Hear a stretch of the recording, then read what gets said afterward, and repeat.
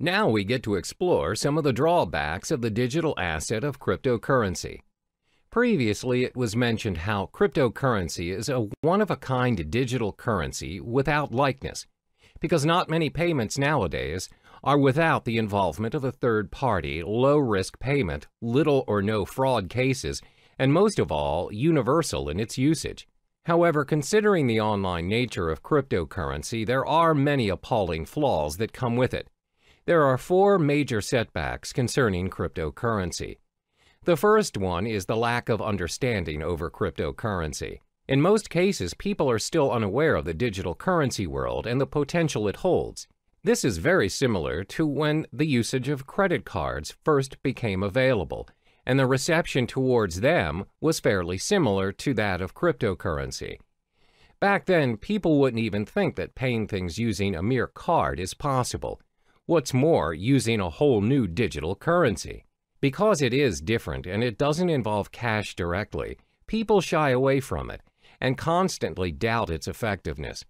Additionally, it involves online access to make it work. The idea of paying for things or transferring money online is convenient to some, but most are still skeptical about it. In order to make cryptocurrency acceptable around us, the people need to be educated about it to be able to include it in their daily lives. One way to do this is through networking, but the fact is there are not many places online where people can learn about it. The effort to learn a whole new world of currency requires a lot of time and energy. Most would think it's not worth their time because it's not commonly known anyway.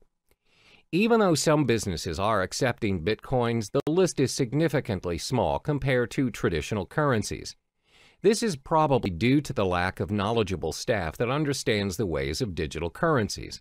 Plus, they need to help educate their customers about it and how to use it for a smooth transaction. This again will take a longer time and effort to teach others. Another drawback of cryptocurrency would be its lack of protection and guarantee. In the case of traditional currency, there's a central bank that governs the authority on every nation's money. No higher authority can suddenly decide that they no longer want to use their country's currency to trade without protest and rejection. There are proceedings to follow, documents to file, approvals, and many other protocols to follow.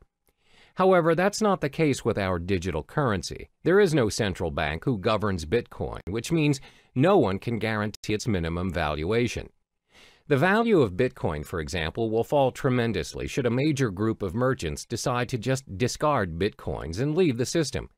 This will inevitably put other users who have invested thousands of dollars into Bitcoins into a major loss. There's no one to contact to complain about these losses or rules to help compensate them. Thus, the decentralized system of Bitcoin is what we call a double-edged sword all on its own. The next disadvantage is its technical shortcomings. When online banking made its way into our lives, there's always a risk of sudden server failure, power shortages, and even hardware lags.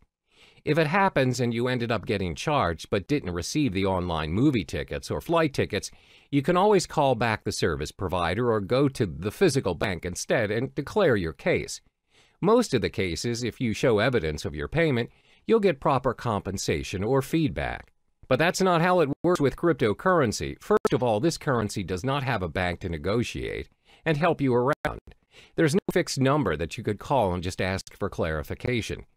So, if you bought your goods using Bitcoins, for example, and the merchant didn't send the items you purchased, there's nothing you can do to reverse the transaction or get a refund. You can't complain to the police or any relating authority for that matter. Similar to data corruption or virus infections, if your hard drive crashes and your wallet file is corrupted, your Bitcoin is lost forever. There's nothing you can do to restore it. Those coins will be orphaned in the system. The last major disadvantage of cryptocurrency would be because it is still developing. When things are still developing, it's prone to many risks. There are so many incomplete features that can be improved, but it takes longer time to finalize, especially if it has no physical form. With traditional currency, despite the method of payments nowadays are done online, and without us actually seeing the physical money transferring from one account to another, at the end of the day, when you reach the ATM, you're capable of holding that cash. You can use it to buy stuff from the stores, physically and online. That shows how developed our traditional currency is.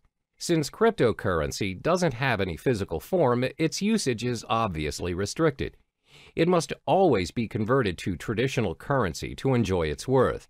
According to studies, there was a time when there was a proposition to store Bitcoin wallet information on cards. However, there is no consensus nor continuation of the proposal. Most probable reason would be because merchants find it unfeasible to support all the cryptocurrency cards. There's no system for an immediate payment using the cards. Thus, users are forced to convert it into real money anyway. As you can see, there are 4 disadvantages of cryptocurrency. There is a lack of understanding towards this digital currency, plus there's a minimum protection and guarantee when using it. Because it's mostly operating online, it's bound to experience all kinds of technical flaws, and it's still developing. The world of cryptocurrency is relatively new to some people, and it can be difficult to understand, because nobody really knows what currencies will or can be adopted and at what scale. So in the next chapter, we'll talk about what the future holds for cryptocurrency.